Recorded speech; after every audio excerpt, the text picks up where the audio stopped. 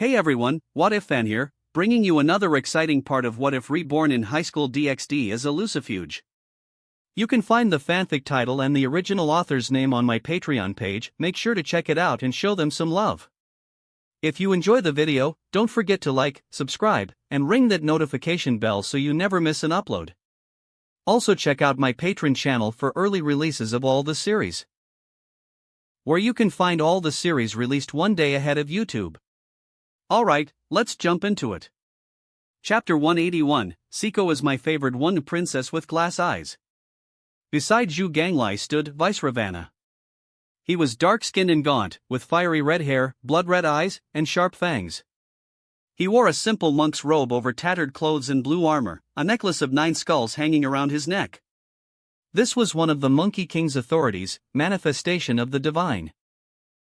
It allowed him to summon Zhu Ganglai and Vice Ravana to fight for him. Roy was amused. The 3 brothers from the Journey to the West were all here. Eldest brother, why have you summoned us? Zhu Ganglai asked the Monkey King. Second brother, third brother, this is our opponent, the Monkey King replied, pointing at Roy. A campione, then I won't hold back. Zhu Ganglai roared. With my martial prowess, I shall display the might of the North Star.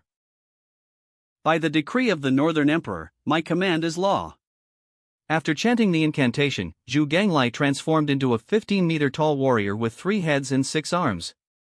Each arm wielded a different weapon, a sword, a halberd, an axe, a staff, a bow, and an arrow. He was clad in black armor. Vice Ravana also chanted an incantation.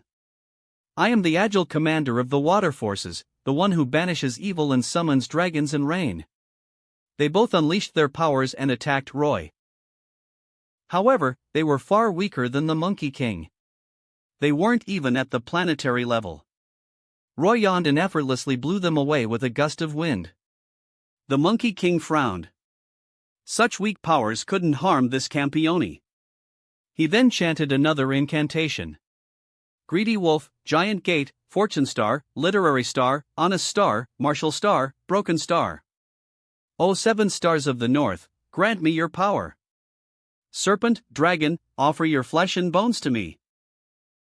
Flames, refine the iron into steel. Hammer, forge the steel into a blade. Pure water, cool the blade. All to enhance my divinity as the sword god. Zhu Ganglai transformed into a black pig and became the Monkey King's mount. Vice Ravana transformed into a dragon and coiled around his body. This was the authority, 3 gods in one. Combining the power of the 3 brothers, the Monkey King's strength reached the mid-level of the planetary level. Roy was surprised. He hadn't expected the Monkey King to possess such power. Campione, be careful. This is my full strength, the Monkey King declared, his aura surging.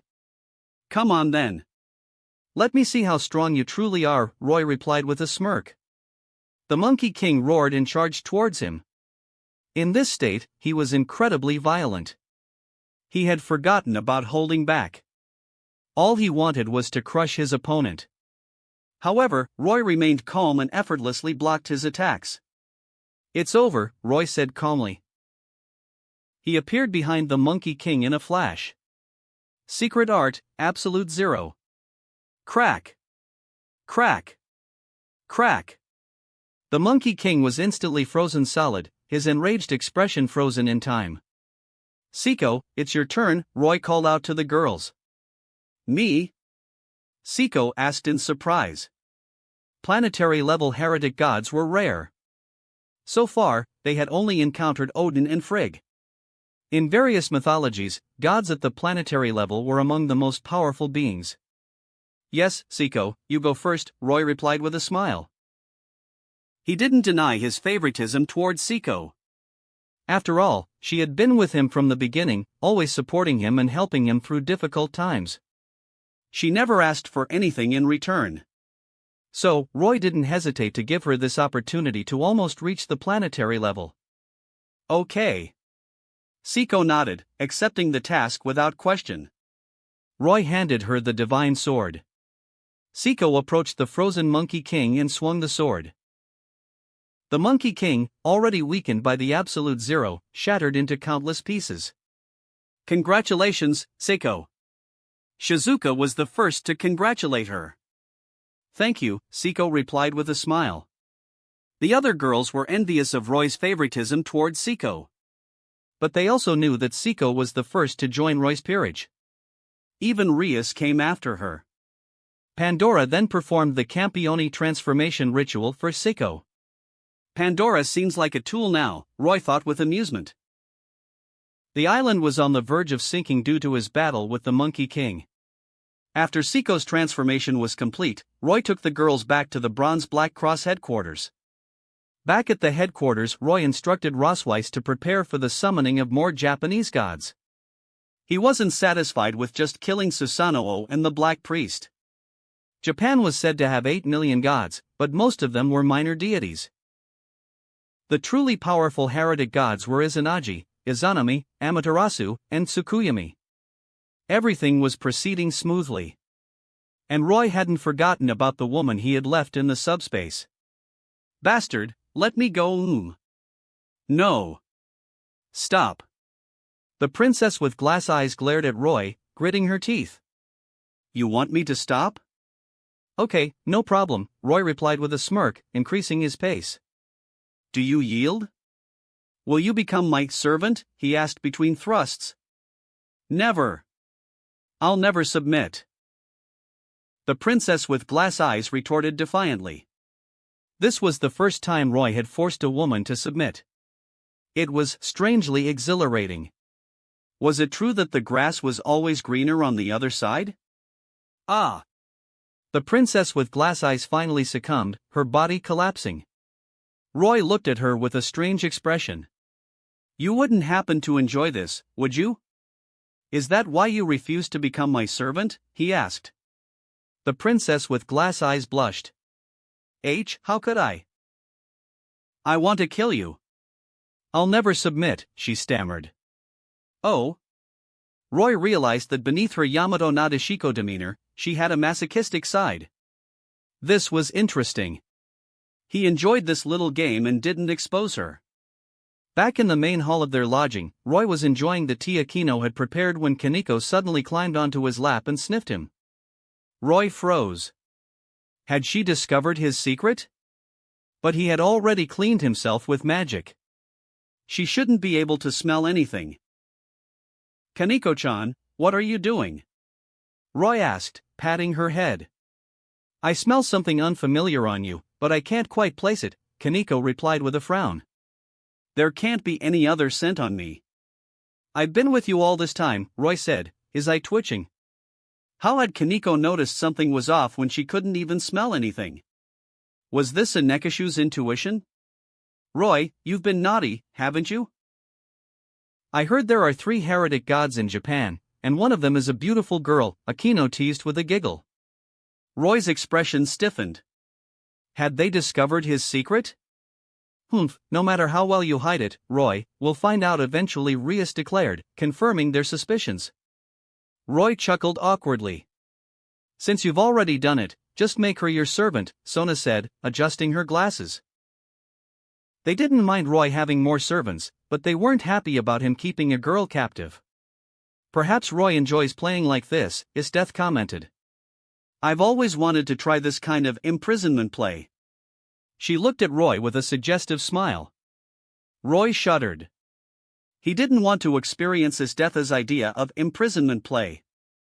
Roy, you can play with me too, Akino offered with a giggle.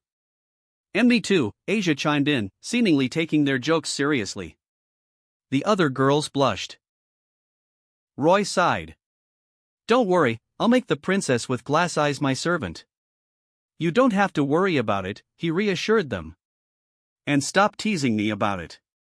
He was embarrassed that they had discovered his little secret.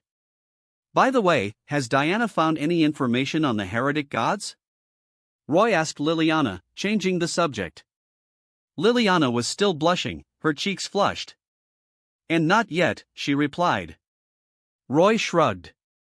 They could always summon heretic gods themselves. There was no rush to find others. He wondered when Athena, the lowly goddess, would descend. He was quite fond of her. But he remembered that after regaining her true form with the Gorgonian, Athena would mature into a 17 or 18-year-old girl. She was the perfect combination of lowly and mature beauty. Just then, Liliana's phone rang. "Excuse me." She was about to leave the room to answer it. But Roy stopped her. "Liliana, you can answer it here." Okay." Liliana answered the call. "Liliana, is the Mausama with you?" It was Diana's voice. Chapter 182, Lowly Heretic Goddess, Athena Bends the Rules. Ah. Liliana glanced at Roy, and seeing that he didn't react, she replied, "Yes, he is. We've found a heretic god." "Please inform the Mausama," Diana said through the phone. "You found a heretic god?" Liliana looked at Roy with surprise. Roy nodded, not surprised at all. He had used his precognition, authority, inherited from Odin. This, authority, allowed him to glimpse future events. If he wasn't mistaken, this heretic god was Athena. Speak of the devil, he thought. He had just been wondering when Athena would appear. "Liliana, ask for the exact location," Roy instructed, taking a sip of his tea. "Okay." Liliana relayed the question to Diana. "The heretic god appeared in Italy. I'll send you a picture of the location." "Understood." Liliana ended the call and looked at Roy. "No need to explain. I heard everything." "Our next target is this heretic god then," Roy said, looking at the picture on Liliana's phone. It was a little girl. "Athena. You don't have to come this time. I'll go bring her back myself," Roy announced. Is Roy interested in this heretic god?" Mitsuri asked, surprised. "It seems so, Naya," Kuroka added with a playful grin. "She's a lowly," Chelsea commented, peering at the picture. "Perverted lolicon," Kaneko said flatly. "Ahem, Athena can be playmates with Kaneko and Kanna," Roy retorted with a cough. He was used to Kaneko's teasing by now. "Alright, let's not waste any time. I'll head out now before she disappears," Roy said, then stood up, carrying Ophis. He placed Ophis in Asia's lap. Asia had a high affinity with dragons and got along well with Ophis, Toru, Kanna, and Ilyalu. "Come back soon," the girls called out as he waved goodbye. Roy activated his teleportation magic and vanished. He reappeared on a bustling street in Italy. This seems to be the place where Athena appeared. Where could she have gone? Roy wondered, looking around. He activated his precognition, authority. This allowed him to see a glimpse of the future, including Athena's location. "She's over there." He saw Athena near a food stall, not far from where he was. Roy smirked and headed towards the food stall. He soon found it. A little girl was standing before the stall. She had white hair, pale skin, and wore a school uniform of unknown origin. A hat partially covered her cat ears. She was adorable, comparable to Kaneko, Kanna, and Est. This was Athena. "Little one, are you hungry? I'll buy you some food," Roy offered with a smile. Athena looked up at him with a blank expression. "A campione?" She recognized his identity instantly. "Yes, but I'm not here to kill you," Roy assured her. "A campione is my enemy, are you ready to fight?" Athena asked, her eyes filled with battle intent. Athena was a war goddess, her love for battle rivaling that of Ilyalu and his death. Roy sighed, seeing her eagerness to fight. "I'm ready to fight, but I'm a bit hungry right now. How about we eat first?" he suggested. Athena, seemingly tempted by the delicious aroma from the food stall, agreed. "Very well. Then follow me." Roy led her to the stall. "Could we have some grilled skewers, please?" "Coming right up." They sat down, and soon, the owner brought them a platter of skewers. "Here, help yourself," Roy said, handing her some skewers and taking a few for himself. Athena looked at the skewers, sniffed the air, and couldn't help but drool. She took a skewer and cautiously took a bite. Her eyes widened in surprise. She had never tasted anything like this before. After all, she had only recently descended from the realm of mythology. She began devouring the skewers with gusto. Roy chuckled. These heretic gods were so easy to deal with. All it took was some delicious food. It reminded him of Pandora. Athena, having tasted the delicious human food, couldn't stop eating. The stall owner couldn't keep up with her appetite, and she glared at him impatiently. Roy, amused by the scene, said, "Athena, come with me. There's a lot more delicious food out there." Athena nodded eagerly. Roy then took her on a culinary adventure, exploring the entire food street. As dusk approached, they walked along the beach. "So, did you have fun?" Roy asked with a smile. Athena glanced at him. "I never thought I would get along so well with a campione. But it's time to end this." "So we're fighting after all?" "Yes. It's the fate of a heretic god and a campione." Athena's eyes gleamed with battle intent. "All right," Roy sighed. "But before we fight, I have a condition." "A condition?" Athena looked at him curiously. "Yes. If I win, I won't kill you. But you have to become my servant." Roy finally revealed his true motive. "Ha ha, I can't believe someone would have the audacity to make a heretic god their servant." "Very well, I accept your condition," Athena laughed. "But what if I win?" "The chances of you winning are extremely low, so we'll discuss that when it happens," Roy replied with a smirk. Athena was furious. He was underestimating her. She unleashed her power, and the sky darkened. A powerful gust of wind swept through the area, creating a small storm that startled the nearby people. But then, the wind subsided. Roy had transported them to the subspace. "Where are we?" Athena asked, surprised by the sudden change in scenery. "This is a subspace. We can fight here without affecting the outside world," Roy explained. "An impressive ability," Athena commented, then declared, "Let's begin our battle." She unleashed a blast of dark energy towards Roy. Roy didn't dodge and was struck by the attack. "That's it?" He dusted off his clothes. The attack felt like a tickle. Athena frowned. Her attack had no effect? "By the true name of Athena, I command thee. Let darkness descend. Dispel the blessings of fire. O stars of heaven and winds of darkness, reveal the ancient night." She invoked her authority. A powerful aura enveloped her, and countless blades of energy materialized, flying towards Roy. Roy chuckled. He conjured a translucent ice mirror before him. Clang! Clang! Clang! The blades struck the mirror, but it remained unscathed. "Damn it!" Athena cursed, frustrated by her ineffective attacks. She summoned a scythe and charged towards Roy. Ha! She swung the scythe with all her might. Clang! Roy caught the blade between two fingers. He looked at Athena with a smile. "Athena, you're no match for me yet. Just surrender and become my servant."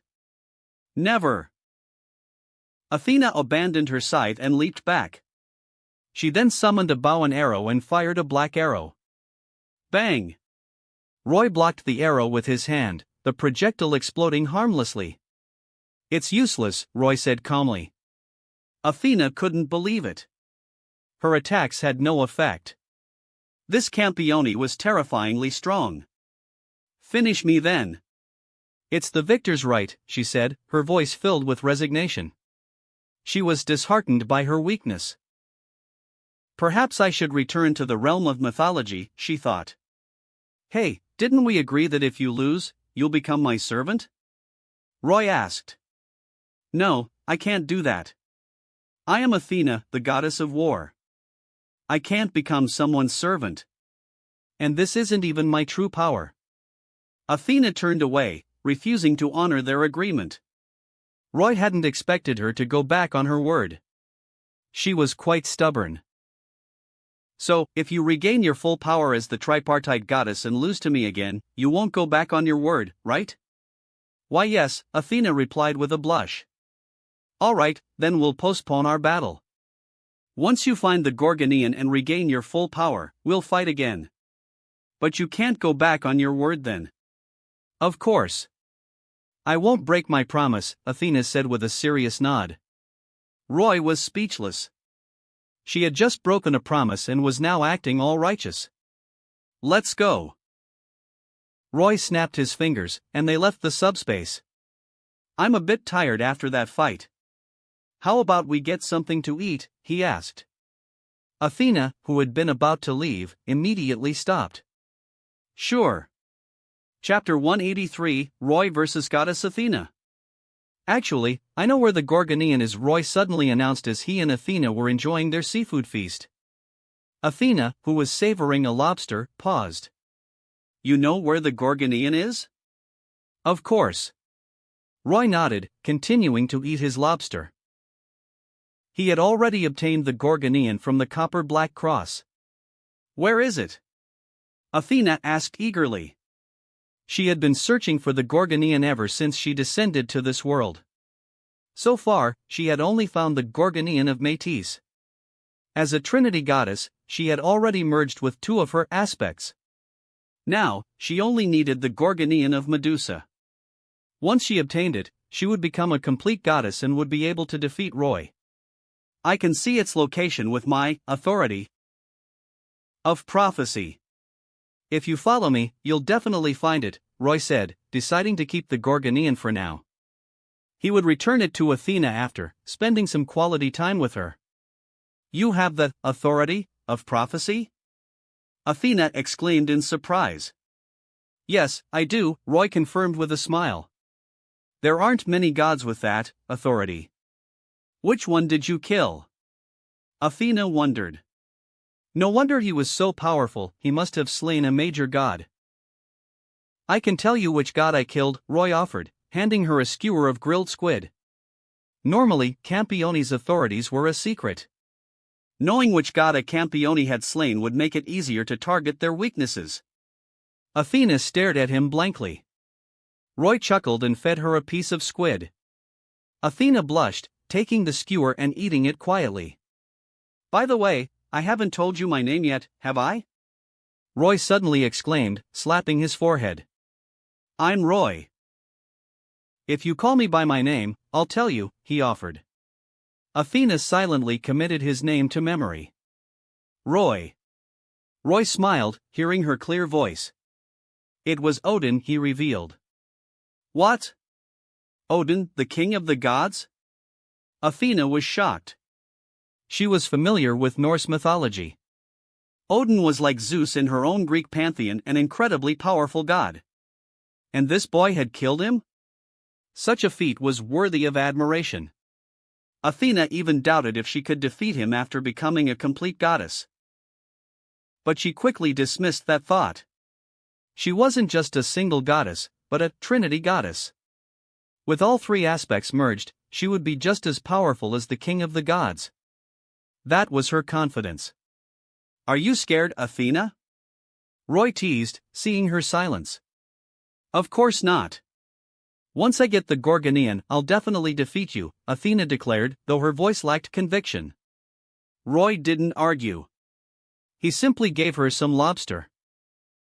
Over the next few days, despite claiming to be taking her to find the Gorgonean, Roy took Athena to various places, showing her the human world.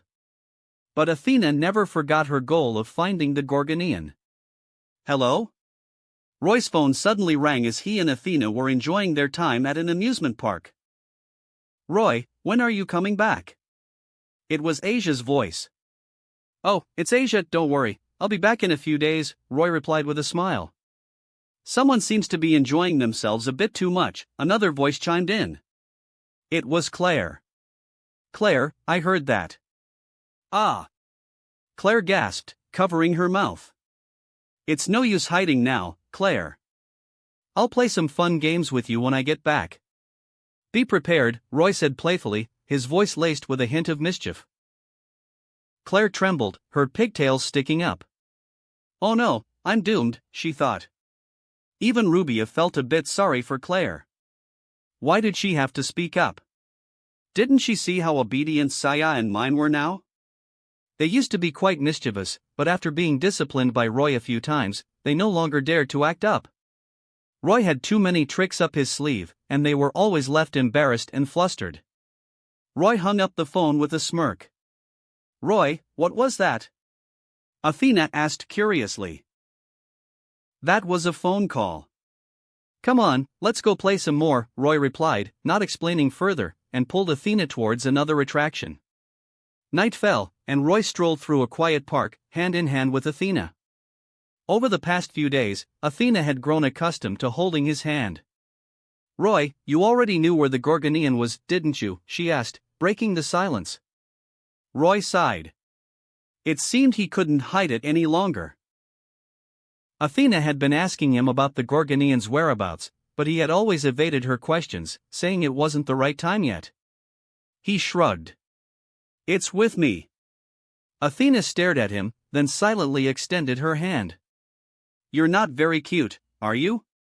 Roy chuckled, patting her head and placing the Gorgonian in her hand. It was a black obsidian medallion with the image of a Gorgon carved on it. Athena blushed at the unexpected head pat, but her excitement at seeing the Gorgonian was evident. Ancient serpent, I've finally found you. The Gorgonian seemed to come alive in her hand, the Gorgon's image writhing. Witness this, Roy. The moment of the Trinity Goddess's revival. Athena declared proudly. Go ahead, transform. But I prefer you as you are now, Roy said with a shrug. He found Athena more adorable in her lowly form than as a young woman. Athena blushed at his seemingly affectionate words. She then began chanting an incantation. I sing the song of the ancient goddess who ruled heaven, earth, and the underworld. I sing the lament of the witch slain as a taboo serpent. I am Athena, the earth mother who nurtures all, the queen of the underworld who governs darkness, the wise ruler who knows the heavens. I, Athena, vow to reclaim my ancient form. As she finished the incantation, the Gorgonian emitted a bright light and merged into her body. Athena was enveloped in a blinding radiance. When the light subsided, a tall, voluptuous goddess with silver-white hair and a blue wreath appeared. This was Athena in her Trinity form. She clenched her fists, feeling the power coursing through her body, her face filled with excitement. I haven't fully mastered this power yet, but it's only a matter of time. Roy approached her with a smile. You're beautiful as a young woman, Athena, but I still prefer your lowly form. Humph. Ha ha ha. Have you been captivated by my beauty? Athena laughed. Roy frowned slightly. Was this the same Athena from before?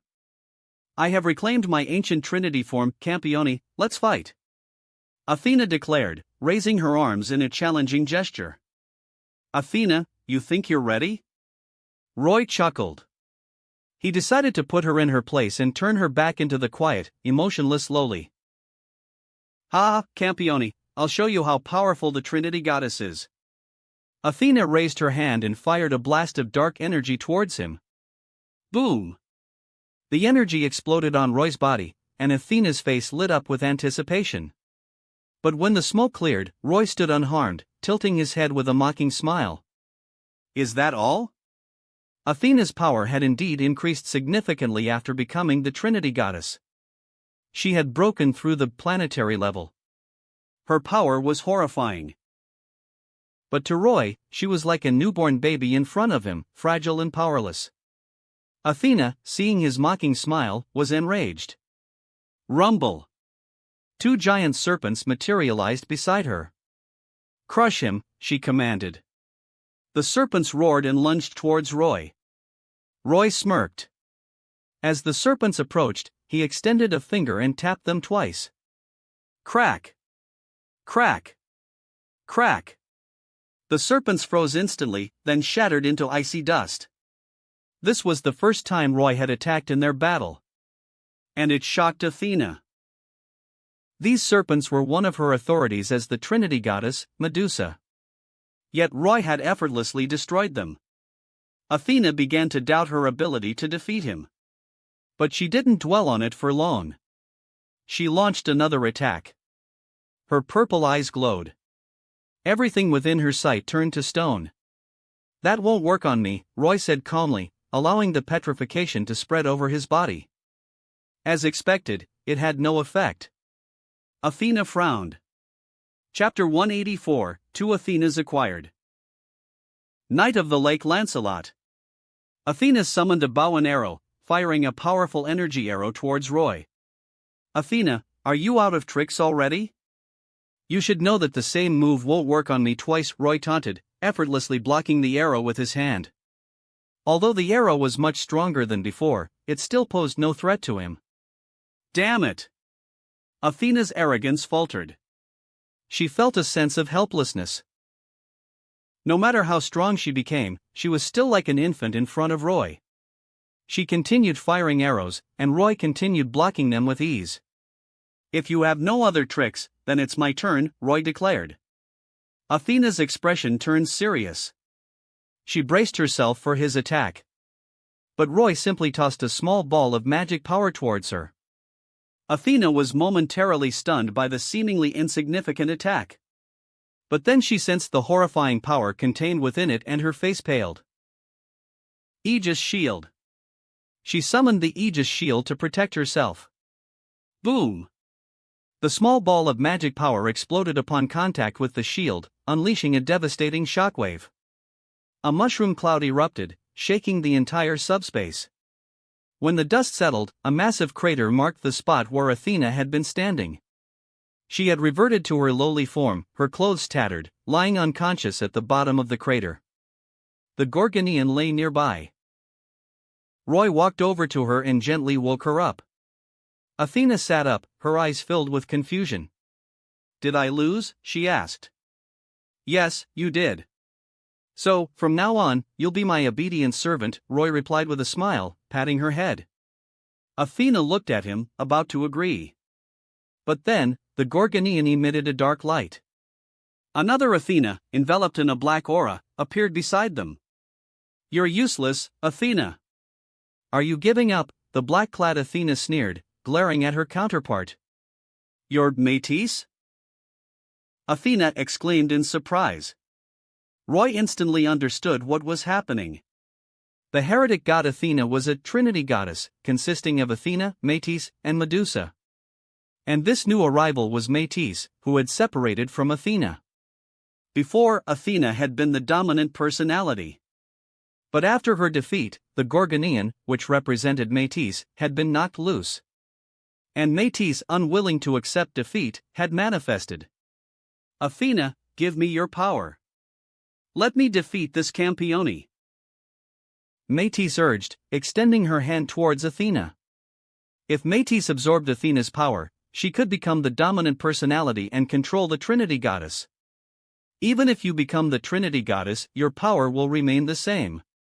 "What's the point?" Roy interjected. It didn't matter who was in control. Their combined power was limited. No matter who was dominant, they were still at the planetary level. They couldn't become any stronger. Métis glared at Roy. "I'm not like that useless girl." "I can defeat you," she declared. "I wouldn't get your hopes up." "I never considered you a threat to begin with," Roy replied calmly. Métis was furious. Just as she was about to persuade Athena to give her power, Roy suddenly appeared behind her and lifted her into the air. "What are you doing? Put me down!" Métis yelled, struggling to break free. But she couldn't escape his grasp. "Naughty girls need to be punished, he. Roy chuckled. He spanked Métis. "Ah! You disgusting bastard! I'll kill you!" Métis shrieked, her face flushed with anger and embarrassment. But Roy ignored her protests and continued spanking her. After a while, Métis finally calmed down. Roy carried her over to Athena. "Athena, it's time to fulfill our agreement," he said with a smile. Athena lowered her head, a hint of amusement in her eyes. I accept. Good. And Métis, you agree too, right? Roy asked, looking at the pouting girl in his arms. Eh?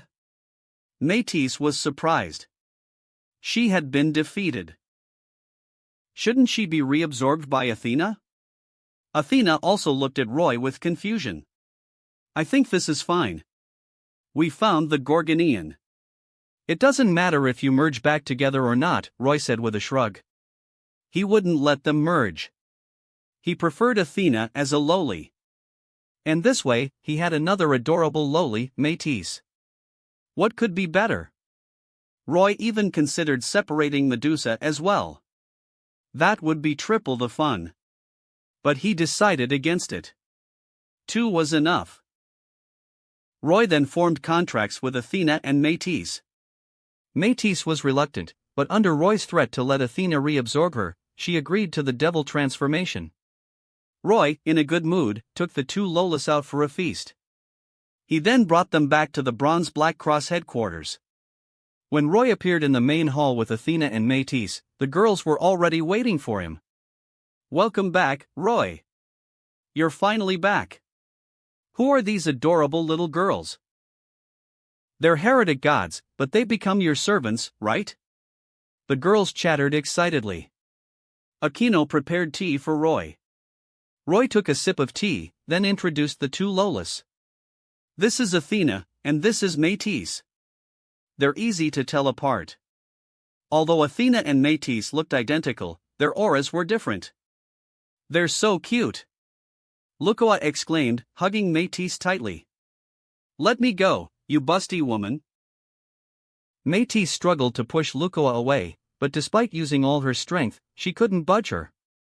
She was shocked. Lucoa was also a planetary level. Athena and Métis were originally at the peak of Super Devil level.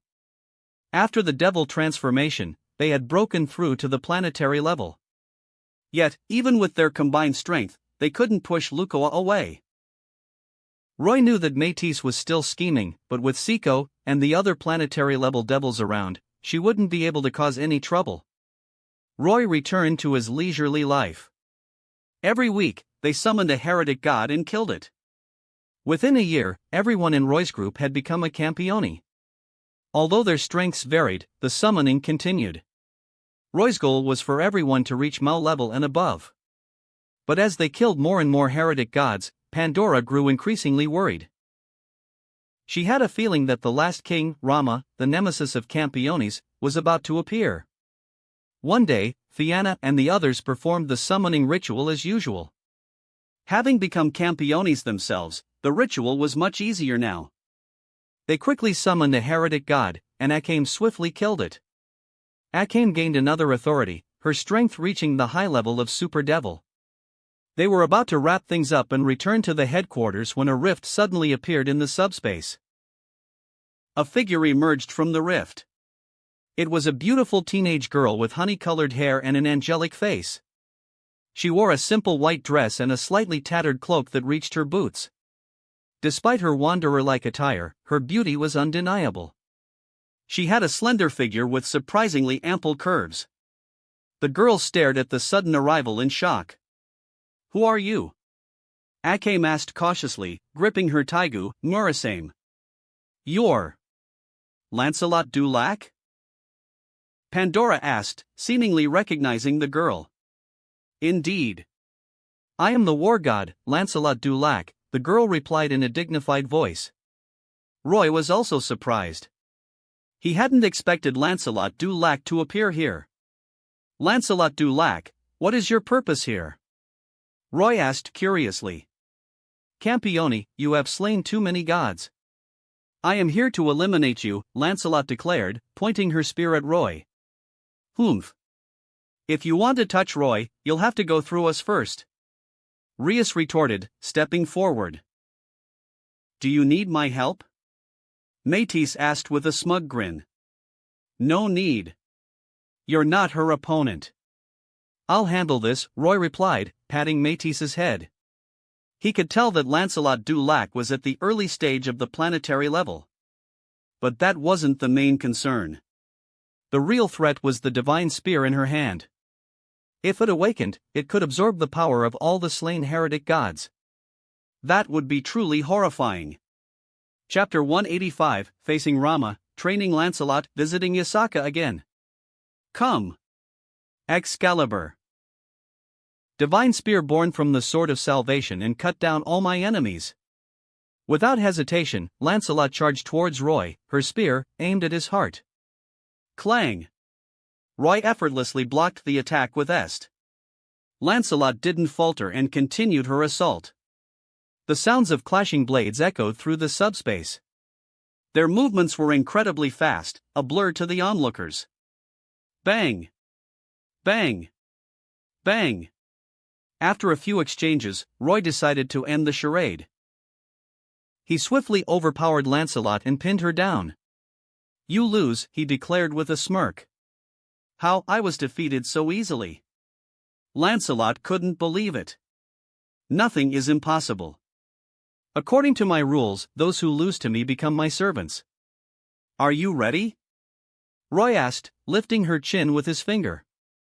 Never. I will not submit to a campione. Lancelot retorted, turning her head away, her beautiful face filled with determination.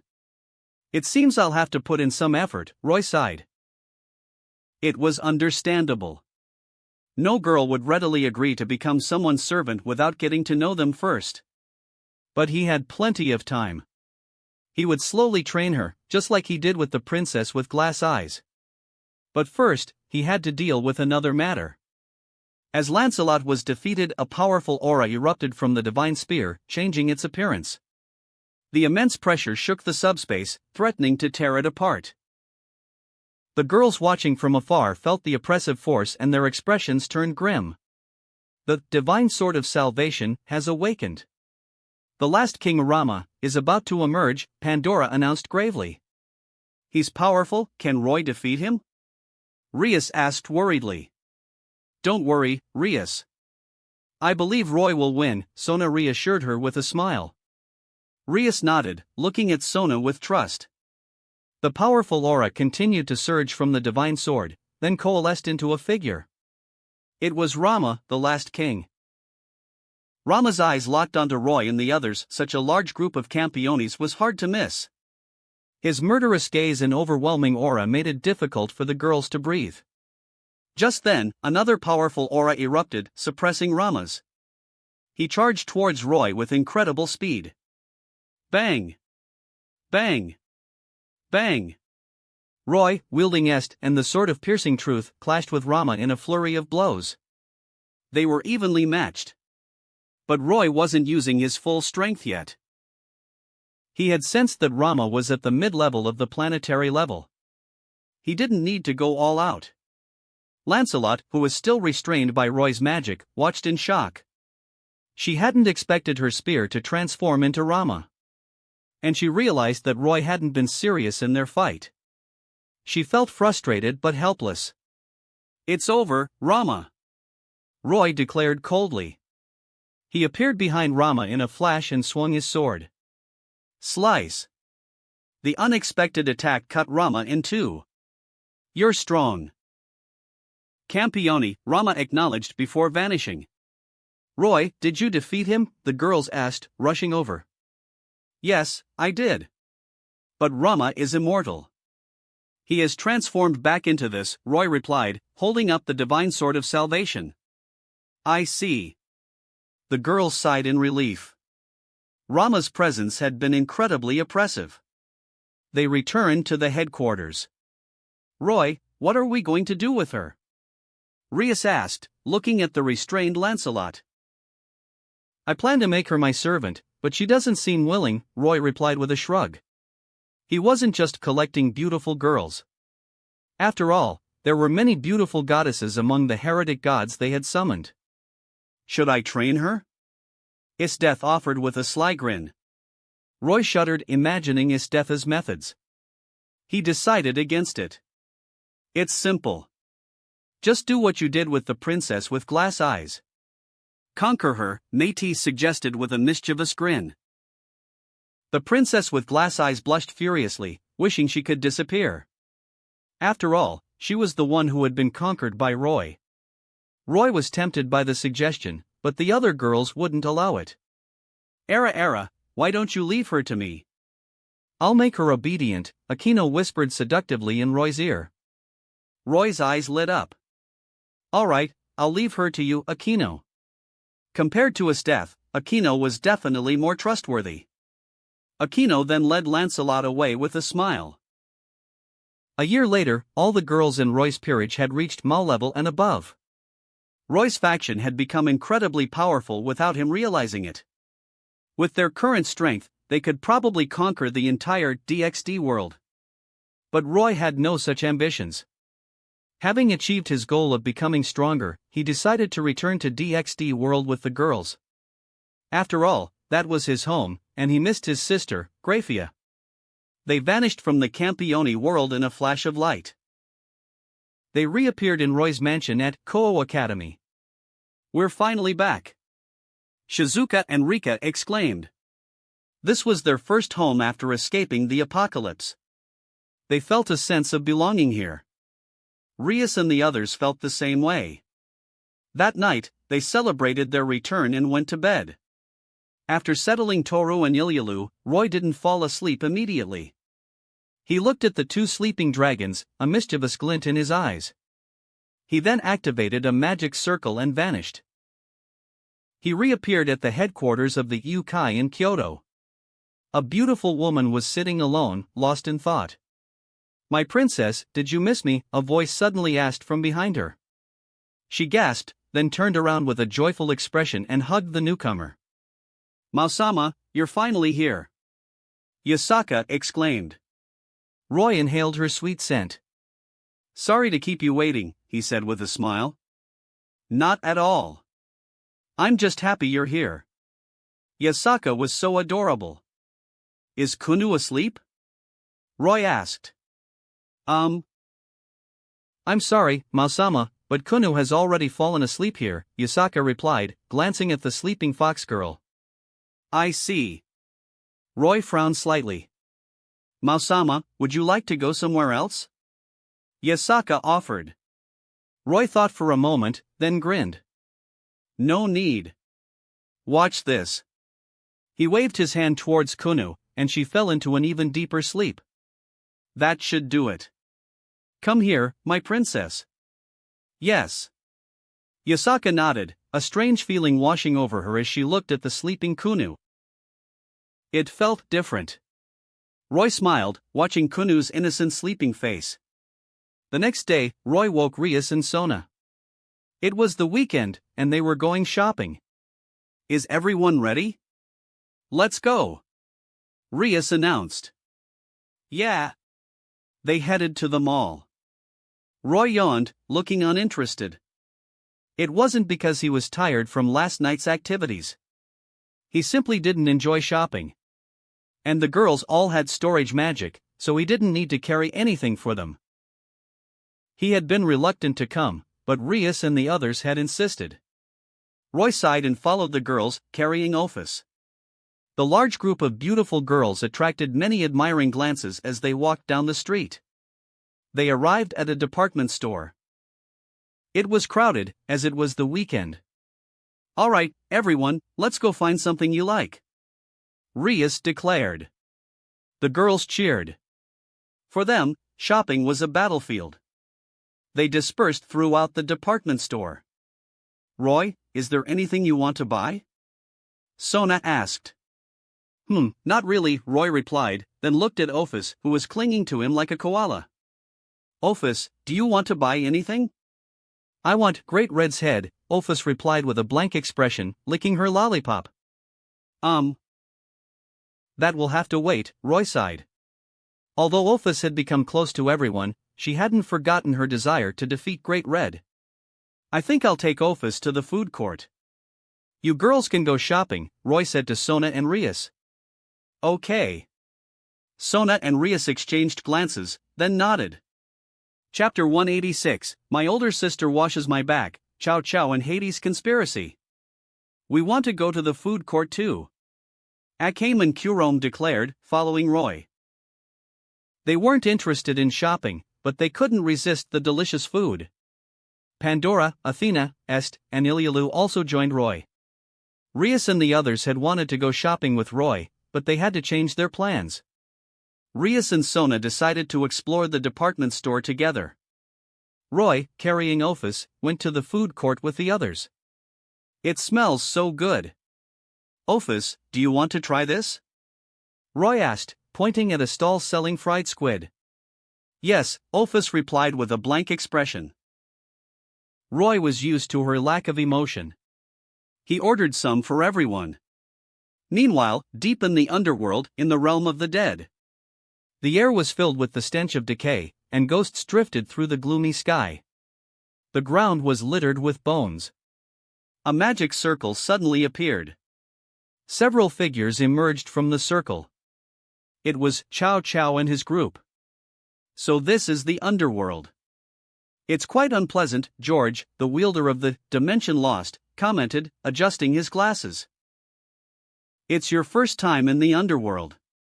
"It's normal to feel that way," Chow Chow replied with a smile. He seemed to be in a good mood.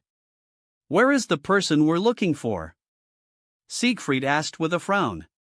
"Don't worry, he's already here." Chow Chow's words confused the others. Just then, several figures holding scythes emerged from the ground. They were cloaked in black robes, only their eyes, burning with an eerie blue flame, visible. These were the Grim Reapers of the underworld. "Humans! This is not your place. Leave," a raspy voice commanded. "Excuse me, Grim Reapers, we would like to meet with your boss, Hades.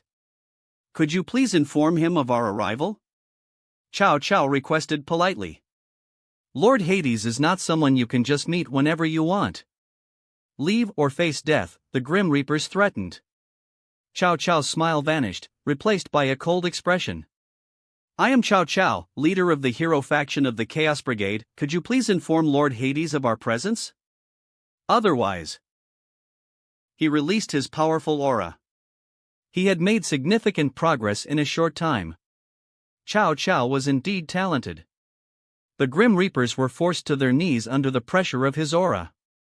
"Why yes, we'll inform Lord Hades immediately." They could barely breathe. Chow Chow withdrew his aura, and the Grim Reapers vanished into the ground. Hades, upon learning of Chow Chow's arrival, granted him an audience. "Chow Chow, your power." Hades was surprised. "Yes, Hades, I've got stronger," Chow Chow replied with a smug grin.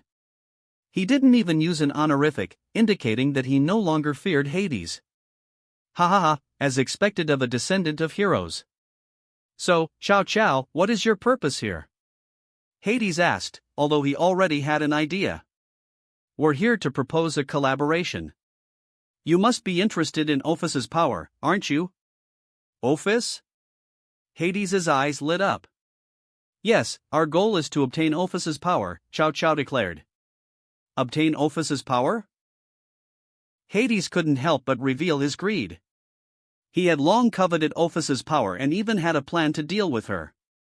He had sealed the dragon-eater Samel deep within the underworld. Samel was a grotesque creature with the upper body of a fallen angel and the lower body of a dragon. He possessed a powerful curse that was lethal to dragons, even the Ouroboros dragon god, Ophis. But Ophis is currently under the protection of the fifth Mao. Hades wasn't foolish.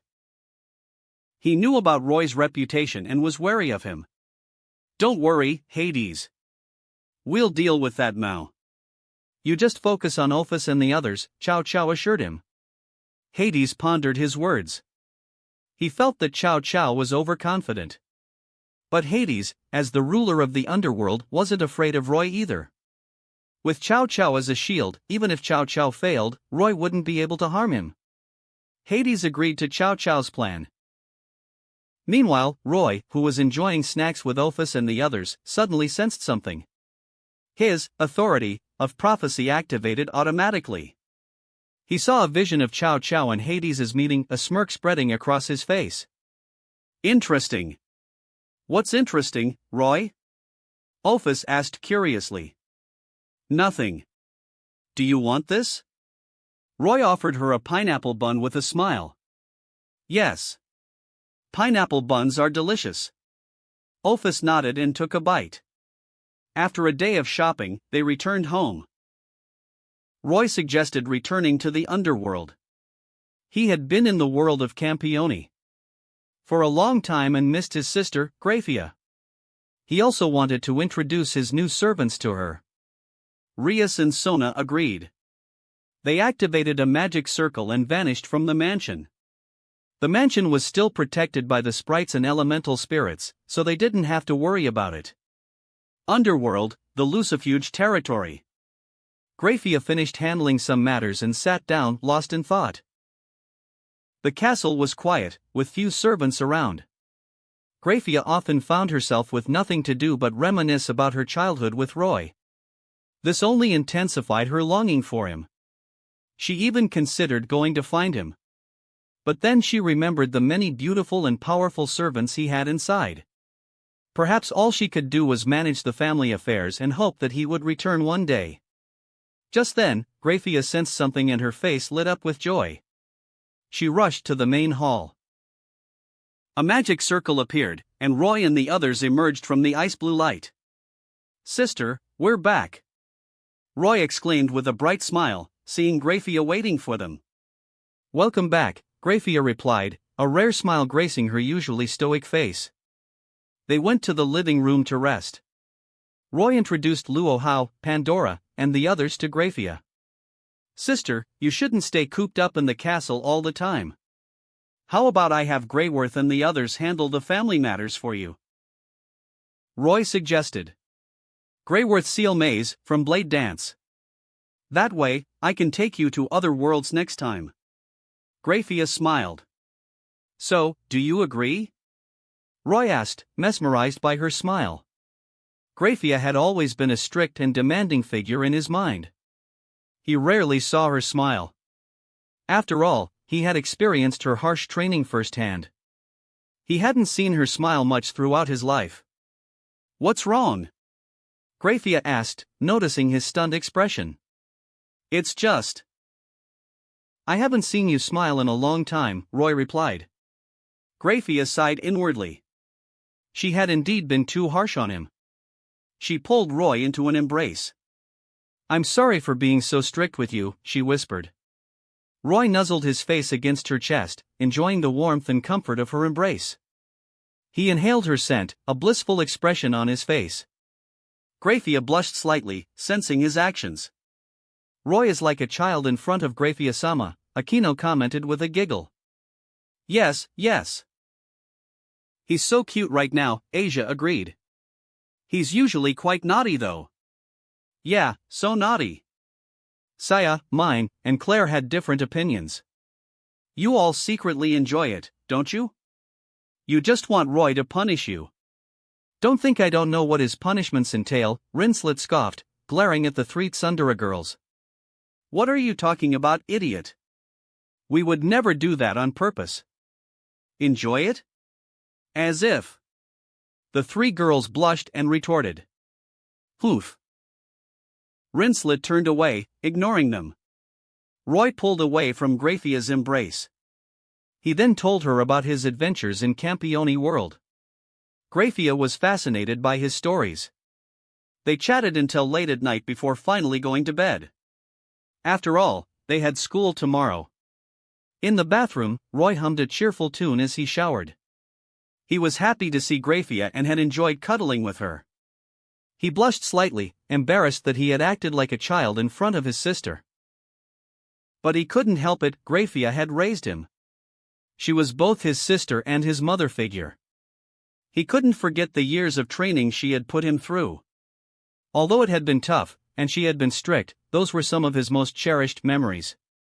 Suddenly, the bathroom door opened. Roy didn't mind.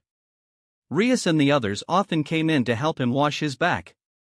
He felt a pair of small hands scrubbing his back. He didn't pay much attention and continued showering. But when he was almost done, he turned around to see who was helping him. "Sister," he stammered in surprise. It was Graphia. Chapter 187, Graphia Jealousy, Magical Girl Lufe joins. "Roy, are you surprised?" Graphia asked with amusement, seeing his reaction. Of course I am. Why are you here? Shouldn't it be Rias or one of the others? Roy stammered, flustered. Graphia was someone he respected deeply, he had never harbored any inappropriate thoughts about her. I used to bathe you when you were little, Graphia chuckled. But that was when I was a child. What? Do you dislike your sister now? Graphia feigned a disappointed expression. Of course not. But. No buts. I'm your sister, but I'm also your queen.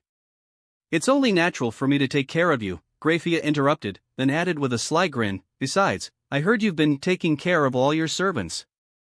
As your servant, I shouldn't be an exception, right? She crouched down and patted Roy's head. Roy shivered, a mix of guilt and excitement coursing through him. He buried his face in her chest. You've grown up, haven't you? Graphia sighed. After helping Roy clean up, Graphia left the bathroom with a smile. Roy felt like he was dreaming. He couldn't believe his usually cold and strict sister would do such a thing. It was incredibly stimulating. So stimulating, in fact, that he rushed back to his room, found Lukoa, and spent the next few days with her in the time-stop field. Toru and Ilyalu joined in as well. But Roy only grew more energetic, eventually defeating them all. The next day, they prepared to return to Kuo Academy. They had classes to attend. Before leaving, Roy left Greyworth and Freya behind to help Graphia manage the territory. After all, with Roy's promotion to Mao, their territory had expanded, and the family was quite busy. With a reluctant farewell from Graphia, they returned to the human world. Roy went to school with Rias and the others. He sat in class, bored out of his mind. He wasn't paying attention to the teacher's lecture. Hey, Bucho, what are you thinking about? Aika Kiria nudged him with her elbow. Oh, nothing. I'm just bored, Roy whispered back. Bored, huh? Aika adjusted her glasses, thinking of ways to entertain him. Suddenly, she had an idea. Bucho, she whispered, I want to bite you. Roy raised an eyebrow, then nodded with a smirk. That's a good idea. Aika blushed, then leaned down and started nibbling on his arm. Roy, not wanting to be discovered, snapped his fingers. A magic barrier enveloped the classroom, concealing them from everyone else. After a while, Roy decided to take things further. He lifted Aika onto the desk. Bucho, we'll be seen. Aika protested, her face flushed. Don't worry, I've cast a spell. No one can see us, Roy chuckled. Really? Aika looked around. Everyone was focused on their studies, and the teacher continued the lecture as if nothing was happening. She was speechless. After a playful day, school finally ended. As Roy and the girls were about to leave, an unexpected visitor arrived at the Occult Research Club. You're LeFay, right? What brings you here? Roy asked, looking curiously at the girl dressed in a magical girl outfit. He remembered her as Arthur's sister from Vala's team. Yes, I'm LeFay Pendragon. Arthur's sister, she replied with a cheerful smile. Roy-sama, I'm actually a big fan of yours. You defeated the evil god Loki so easily. It was amazing. And the magical girl outfit you designed for Leviathan, and the manga, they're all fantastic.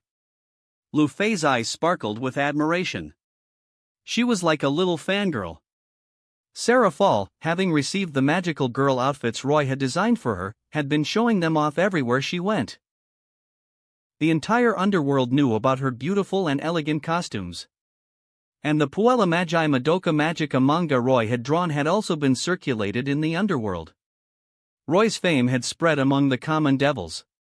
He was quite popular there now. LeFay, who loved magical girls, had become his fan. LeFay, you should tell us why you're here, Rias interjected. The girls chuckled. They were amused that Roy had a little fan. Oh, sorry. LeFay realized she had forgotten her purpose. She scratched her head sheepishly. I'm here on behalf of my brother in Valley. Oh? What did they want you to tell me? Roy asked curiously. It's about Chow Chow's movements. Vala said his power has become unfathomable. And he seems to have made some sort of agreement with Hades. So, he asked me to inform you, Roy-sama, Lu Fei explained. The girls frowned. Is that Chow Chow causing trouble again? Isn't he afraid of death? I hate people who scheme behind our backs. We let him go last time, and now he's back for more. Don't worry, he's just digging his own grave if he tries to mess with us. Yeah, we can't let him go this time. Roy had already foreseen Chow Chow's plot through his authority of prophecy. He just hadn't told the girls yet. Chow Chow, having become stronger, believed he could defeat Roy. But in Roy's eyes, Chow Chow's actions were like a group of ants trying to trip an elephant. They would be crushed in the end. He wasn't worried. But he was surprised that Valley had sent Lu Fei to warn him. That was interesting. Lu Fei, tell Valley that I appreciate his concern. I can forgive him for his past actions, Roy said after taking a sip of tea. Really? That's great! Lu Fei exclaimed joyfully. Valley, who considered himself a genius, had suffered several blows to his pride after meeting Roy. He had initially tried to catch up to Roy. But the gap between their strengths had only widened. Valley was no longer the fearless youth he once was. He had given up on surpassing Roy. There's one more thing, Lu Fei said hesitantly. What is it? Roy asked. I also want to study at Kuo Academy, she confessed shyly. You'll have to ask Sona about that, Roy replied, looking at Sona. After all, she was the student council president. Lu Fei looked at Sona expectantly. Sona adjusted her glasses and smiled. Kuo Academy welcomes you, Lu Fei. Yay! Thank you! Lu Fei exclaimed, jumping up and down excitedly. Her skirt fluttered, and for a moment, Roy caught a glimpse of her panties. Lu Fei noticed his gaze and quickly covered her skirt, pulling her hat down to hide her blushing face. She looked adorable. Even Roy was charmed by her cuteness. By the way, Lu Fei, do you have a place to stay? Roy asked. No, not yet, Lu Fei replied, her face still flushed. Would you like to come home with us? Roy offered with a smile. Eh? Lu Fei's eyes widened in surprise. Who would invite a girl they just met to their home? Although she was Roy's fan, this was too sudden. Lu Fei's imagination ran wild. Her face turned even redder, and steam seemed to rise from her head. The other girls glared at Roy. They couldn't believe he would invite someone he just met to his home. Ahem, don't misunderstand. I'm just inviting Lu Fei to stay at our house. We have plenty of rooms, Roy explained awkwardly. But the girls weren't convinced. If Lu Fei stayed at their house, would she ever leave? Rias and Sona, however, tried to persuade her. Lu Fei, if you don't have a place to stay, you can come to our house. Yes, with us around, Roy won't bully you. That's right. If he bullies you, just let us know, and we'll handle it. It's not safe to live alone outside. Lu Fei finally nodded, convinced by their words. Then please take care of me. The girls smiled. They were fond of this adorable girl. Roy and the girls returned to the castle. Wow! Is this Roy-sama's house? It's so big! Lu Fei exclaimed as soon as they arrived. The hall wasn't overly luxurious but had a warm and cozy atmosphere. Welcome back, Roy. Shizuka, Yuriko, and the others gathered around them. Is she your new servant, Roy? Kane asked curiously. And no. Lu Fei blushed. Lu Fei, what are you doing here? Kuroka asked in surprise. She had been a member of Vala's team and was good friends with Lu Fei. Kuroka Nizan. Lu Fei was excited to see her. Chapter 188, Toru battles Chow Chow, Hades appear. Let me introduce her, Roy said with a smile. This is Lefay Pendragon, Arthur Pendragon's sister from the Vala team. She's transferring to Ko Academy and will be staying with us for a while. The girls welcomed Lefay warmly. Lefay, come with me. I'll show you to your room, Saya and Asia offered, leading her away. Roy sipped his tea leisurely in the hall while the girls discussed Chow Chow's return. Suddenly, Roy chuckled. They're here. He then transported the entire town of Koa into the subspace. It still looked the same, but now, no matter how destructive the battle, the outside world wouldn't be affected. Rias and the others realized that Chow Chow had arrived. They went outside the castle. Chow Chow, come out. There's no need to hide, Roy called out. As if on cue, Chow Chow and his group emerged from the shadows. There were quite a few of them: Chow Chow, George, Heracles, Siegfried, Jean, and hundreds of other members of the Chaos Brigade. We meet again, Roy Lucifuge, Chow Chow sneered. You've given us a grand welcome. It seems you don't intend to let us leave this time. You should have expected this when you came here, Roy retorted, his arms crossed. I can't believe you had the audacity to return after I spared you last time. Yes, I said I wouldn't show my face before you until I was stronger, Chow Chow replied calmly. Oh? So you think you're stronger than me now? Roy scoffed. Chow Chow clenched his fists. Yes, I will defeat you this time. With your current meager strength? Or perhaps with the help of Hades, god of hell? Roy taunted. Hades, who had been hiding in the shadows, scowled. He had underestimated Roy. He hadn't even noticed when they were transported into the subspace. And now, he couldn't escape. Fifth Mao, I'm just here to observe. Could you please let me leave? Hades requested. Roy burst out laughing. Ha ha ha, I didn't expect Hades, the god of the underworld, to be such a coward. But since you're here, you might as well stay. I think it's time for the netherworld to have a new ruler. Hades's face paled.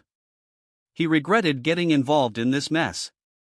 Hades, don't forget our agreement. We have to defeat them to survive, Chow Chow said coldly, glaring at Hades. He despised Hades's cowardly behavior. But they were in this together now. If they couldn't defeat Roy, they would all die here.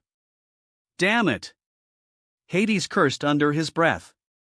He had no choice but to fight with all his might, hoping to defeat Roy. Hades, Ophis is yours. Deal with her quickly and then come help me. Otherwise, none of us will leave this place alive, Chow Chow ordered, glancing at Ophis. Kakik, no problem, Hades cackled, looking at Ophis as if she were already his prey. Chow Chow, do you intend to kill me? Ophis asked with a blank expression.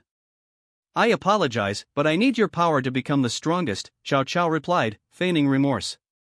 He had been using Ophis all along, never showing any gratitude. And now, he shamelessly wanted to steal her power. The girls were furious. Ophis was their precious family member. Roy, there's no need for you to lift a finger. I'll handle this ungrateful bastard, Toru declared, stepping forward. As a fellow dragon, Toru was fond of Ophis. They were good friends. All right, but be careful. He's not weak, Roy warned. Even with his true Longinus, and his desperate move at Truth Idea, he was at most a super devil level. He was no match for Toru. I'll take care of this guy, he. Ilialu also stepped forward eagerly, ready to pummel Hades. Hades, seeing that it wasn't Ophis but an unfamiliar girl who approached him, sneered. But this was understandable. Chow Chow and Hades' intel was outdated. They only considered Roy and Ophis to be threats. They didn't know Roy's servants were powerful. Chow Chow scoffed, seeing that it was a woman who stepped forward to fight him. He felt insulted. He pointed his spear at Roy. What's wrong, Roy? Are you afraid to fight me yourself? You're not worthy of being my opponent yet, Roy replied with a chuckle. Chow Chow's anger flared. He unleashed his magic power, but it quickly subsided under Toru's oppressive dragon aura. Chow Chow felt like he was facing a primordial beast. He realized that this girl possessed incredible power. "Who are you?" he asked cautiously. "Humph. I'm Roy's maid," Toru replied with a haughty sniff. "Maid?" Chow Chow was shocked. Just a maid possessed such power? What a joke! But he had no choice but to fight. Polar Night Longinus Chakravartin. Chow Chow activated a subspecies of the true Longinus's balance breaker. The spear glowed, and a halo appeared behind him, with 7 orbs revolving around it. Female treasure. One of the orbs shot towards Toru like a beam of light. Toru didn't dodge and was engulfed by the orb. "What is this?" she wondered, tapping the orb that had encased her. It looked like a fragile bubble, but it was surprisingly sturdy. "It's useless. The female treasure is specifically designed to trap female opponents.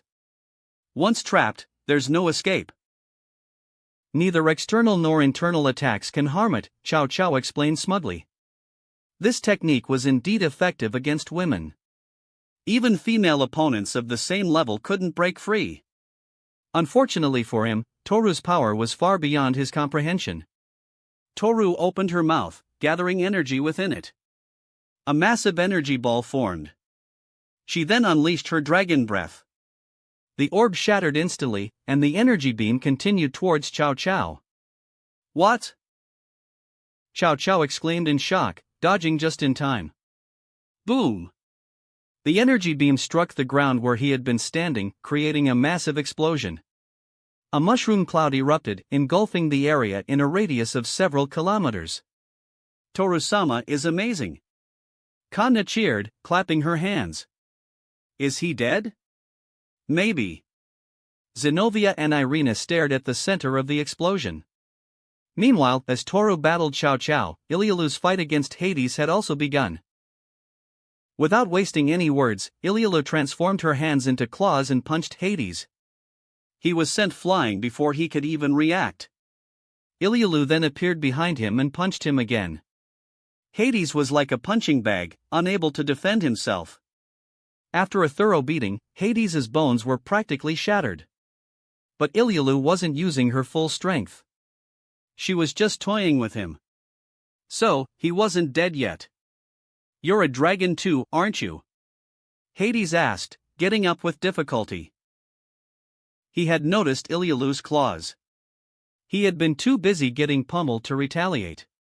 But Hades has the Dragon Eater Samel, a powerful weapon against dragons. It carried a lethal curse that could even harm Ophis and Great Red. "Humph, use whatever tricks you have. You won't get another chance," Ilyalu scoffed. She wasn't afraid of any schemes he might have.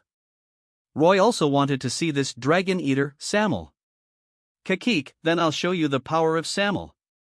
Hades cackled, activating his magic. A magic circle appeared, glowing with an eerie black light. A horrifying roar echoed from the circle like a beast from the depths of hell. A giant figure, crucified on a cross, emerged from the circle. It had the upper body of a human with black wings, like a fallen angel. Its lower body was that of a serpent, covered in scales. It was a monstrous creature. Its eyes and head were bound by chains, and its arms and wings were nailed to the cross. It was a gruesome sight. Asia and Claire couldn't bear to look and hid their faces in Roy's chest. This was Samel, the Dragon Eater. A horrifying aura emanated from him. "Scary!" Kanna cried, clinging to Roy and trembling. She was terrified. This was Samel's unique aura, specifically designed to instill fear in dragons. Ordinary dragons would be paralyzed with fear, unable to resist. Chapter 189, Hades is beaten to death by Ilyalu. Great chaos in the underworld. Elma, Lukoa, and Ophis also tensed up. Samel, the Dragon Eater, was the natural enemy of dragons. Even Ilyalu felt a hint of fear, but she didn't back down. Roy frowned. He had to deal with this creature quickly. It was even scaring Kanna. He vanished from his spot and reappeared before Samel, his hand outstretched, releasing a chilling aura. Secret art, absolute zero. Crack. Crack. Crack. In the blink of an eye, Samuel was frozen solid. Damn it! What are you doing? Hades roared, both shocked and furious. Samuel was effective against dragons but not devils. If Roy destroyed Samuel, they would be doomed. Hades tried to stop Roy, but it was too late. You want it? Here you go. Roy casually tossed the frozen Samuel towards Hades. Hades sighed in relief. But before Samuel could reach him, it shattered into icy dust. Absolute Zero completely eradicated any form of life. It was an incredibly powerful technique. Samuel was no match for it. Hades' eyes widened in shock and anger. He had promised to let Iliolo fight, but he had interfered and destroyed Samuel. How shameless! Roy, however, didn't care. Was he supposed to wait for Samuel to absorb Iliolo's power before acting? That would be idiotic. He didn't want those disgusting tentacles anywhere near Iliolo. There, it's gone now, Roy said, returning to his spot and comforting Kanna. Roy is the best. Kanna exclaimed, hugging him tightly. The horrifying aura was gone, and she had calmed down. She then gave Roy a kiss on the cheek. Elma, Lukoa, and the others were touched by Roy's actions. With Samuel gone, Iliolo no longer held back. She unleashed a powerful dragon breath, completely incinerating Hades. Meanwhile, the battle between Toru and Chow Chow raged on. Toru unleashed another dragon breath, and Chow Chow barely managed to dodge the direct hit. But the shockwaves still caught him. When the dust settled, Chow Chow stood in a massive crater, his clothes tattered and his body wounded. He lowered his head, his expression hidden. Just as Toru was about to finish him off, Chow Chow began chanting. "O spear! The true holy spear which pierces through God. Suck the ambition of the king of domination sleeping within me and pierce through the gap of blessing and destruction. You announce the will, and turn into a glow." Truth idea, this was true Longinus's Juggernaut drive. Its true form and power unleashed. Due to the divine will residing within it, it could manifest different powers depending on the situation. It required an incantation to activate, and it was said to be the manifestation of God's will emitting a holy light. Chow Chow's body was enveloped in a radiant light, his wounds completely healed. "Come. Let's continue our battle," he declared, pointing his spear at Toru, a confident smirk returning to his face. The holy power emitted by the true Longinus was effective against demonic beings like devils. Although Toru wasn't a pure-blooded devil, she was still somewhat affected. "I'll defeat you in one go this time," Toru declared, charging towards him fearlessly. Her claws clashed against the true Longinus. Boom! Their battle was fierce, the ground cracking beneath their feet. Roy was surprised that Chow Chow could hold his own against Toru with Truth Idea. But Truth Idea was a desperate move with a heavy burden and high consumption. He couldn't maintain it for long. Soon, he was defeated by Toru. Chow Chow lay wounded in the crater, his expression surprisingly calm. "Chow Chow, do you have any last words?" Roy asked, approaching him. "It's both fortunate and unfortunate to be born in this era. This era belongs to you, Roy. We are only leaves that serve to highlight your brilliance." "It's the same for me and Valley," Chow Chow said with a sigh. "But as a descendant of heroes, it's not a disgrace to die by your hand." His voice was filled with sorrow. A hero had fallen. Roy felt a pang of sympathy. He hadn't intended to kill Chow Chow initially, but Chow Chow had returned, ready to die. It was fate. Roy no longer held back. He unleashed his magic power. Chow Chow was instantly frozen solid, along with George, Heracles, Siegfried, and the hundreds of other members of the hero faction. The ice shattered, and they all vanished into thin air. Except for one. I'm not dead?" Jean, who had closed her eyes, waiting for death, opened them and realized she was still alive. But seeing her comrades gone, she felt a sense of despair. The girls, seeing that Roy had spared Jean, knew what he was planning. Roy, noticing their knowing glances, chuckled awkwardly. "Ahem, we could use some more maids in the house, couldn't we?" Jean, would you like to be our maid? If you perform well, I might even consider making you my servant, he offered. Jean was stunned, then relieved. Although being a maid wasn't ideal, it was better than losing her life. I accept, she replied with a nod. Good. Roy snapped his fingers, and they returned to the castle. Just then, a magic communication circle appeared in the hall. Sir Zex's image materialized within the circle. Oni-sama? Rias exclaimed. Mao-sama, the other girls also greeted him. They hadn't expected Sir Zex to contact them. Rias, Roy, there's an uprising in the underworld. We need your help. Please return as soon as possible, Sir Zex said urgently. We'll be right there, Roy replied. Underworld, Sir Zex's territory. Roy, Rias, Sona, and the others arrived after receiving Sir Zex's summons.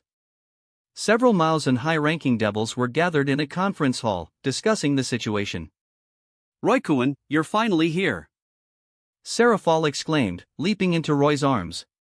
Roy patted her head, then turned to Sir Zex.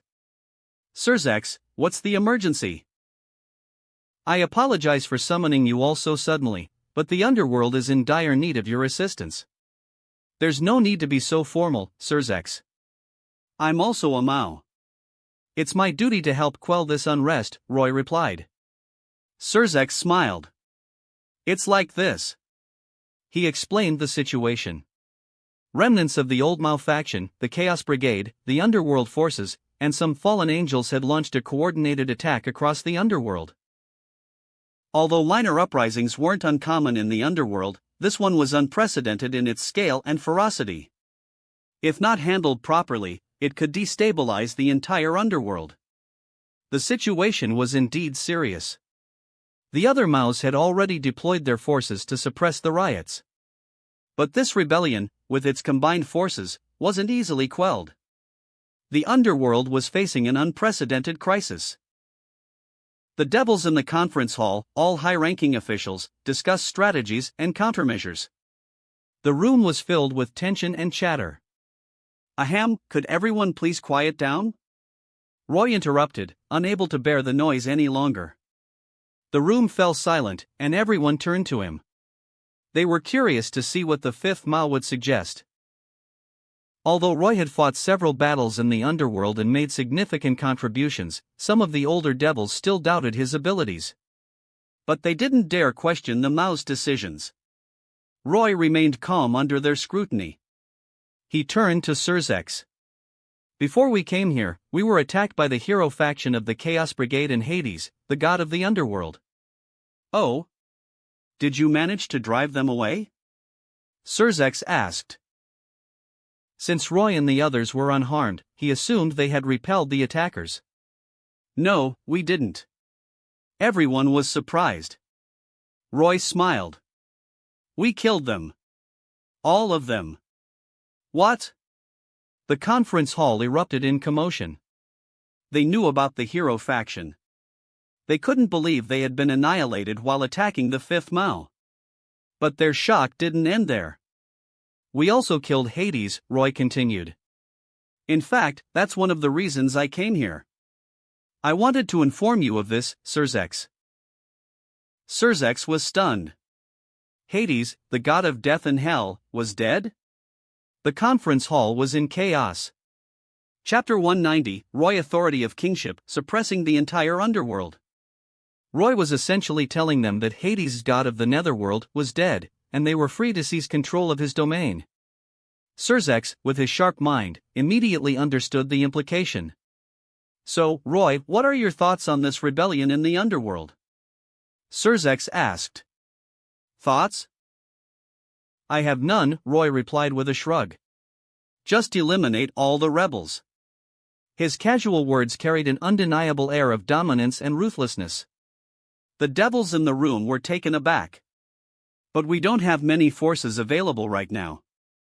I've already summoned the younger generation of devils, Sir Zex explained with a sigh. Rebels were attacking all over the underworld.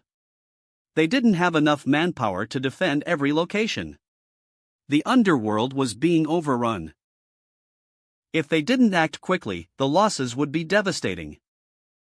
I'll take care of it, Roy declared after a moment of contemplation. If they didn't quell this rebellion quickly, even the Lucifuge territory might be invaded. This had to be resolved swiftly.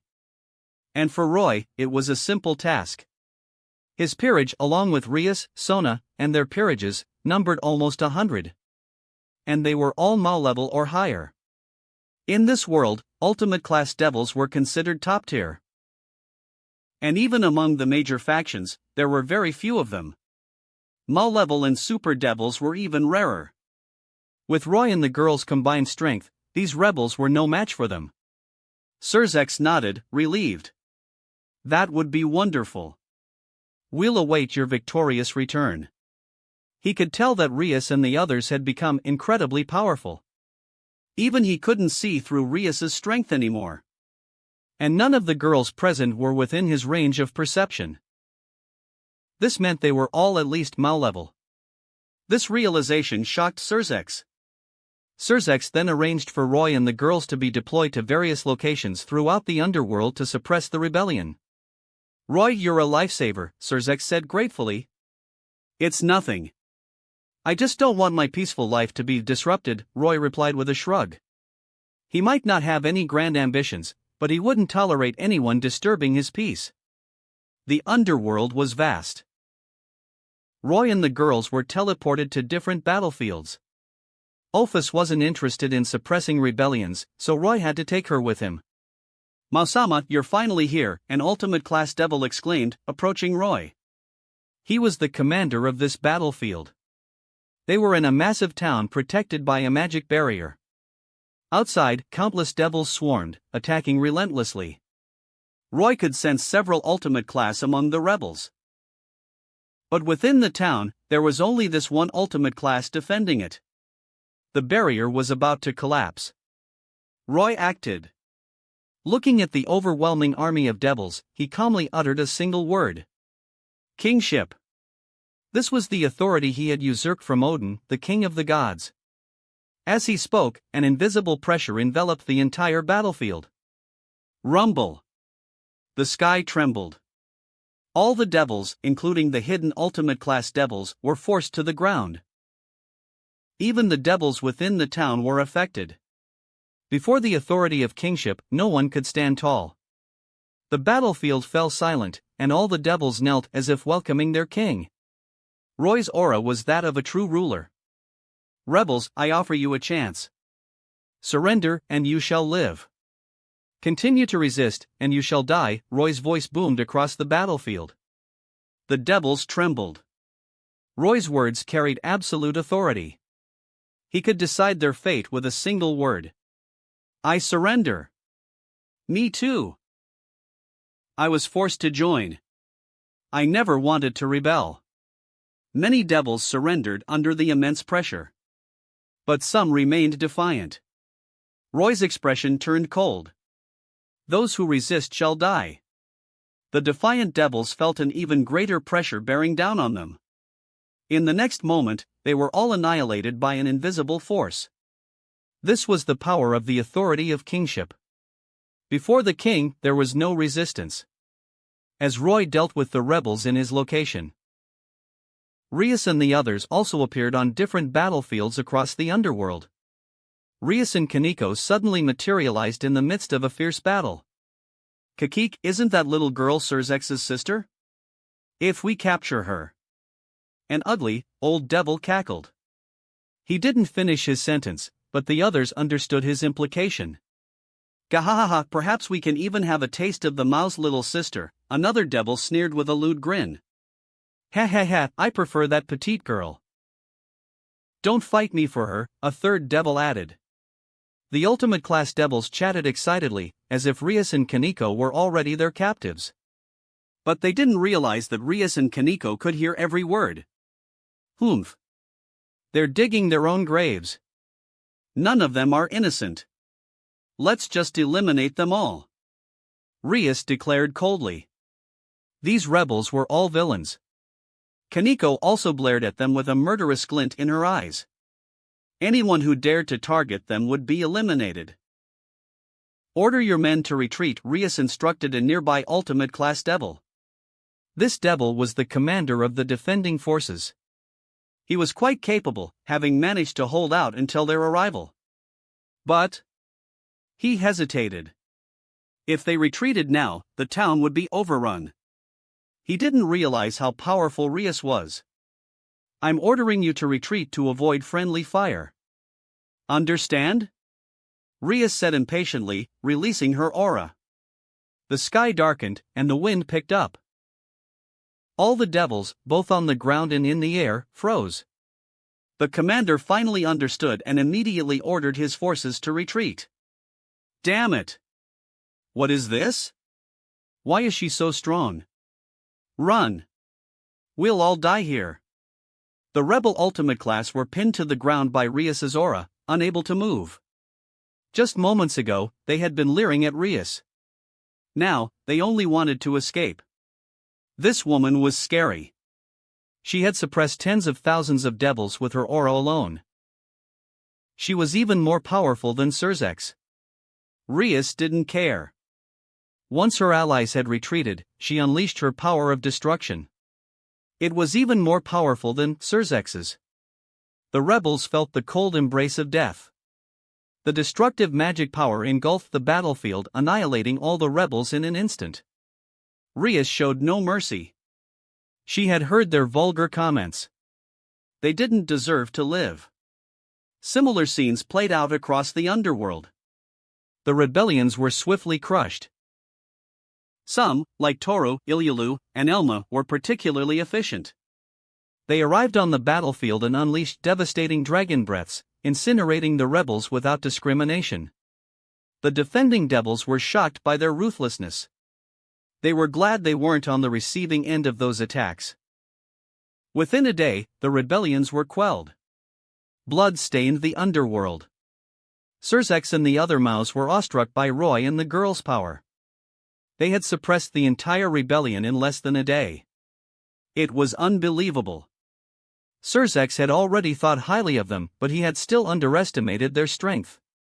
When Roy and the others returned to Surzex's territory, they were greeted by the 4 Maus and all the high-ranking devils. Everyone was amazed by their power. Surzex. We'll leave the rest to you.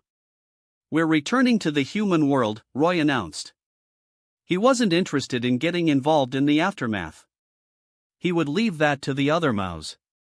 Thank you for your hard work, Surzex said with a smile. Roy and the others then teleported away.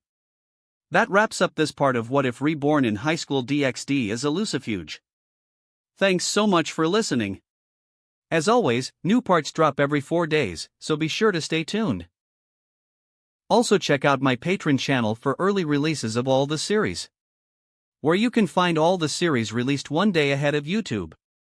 If you enjoyed the video, don't forget to like, subscribe, share it with your friends, and please consider supporting the original author as well. See you in the next one.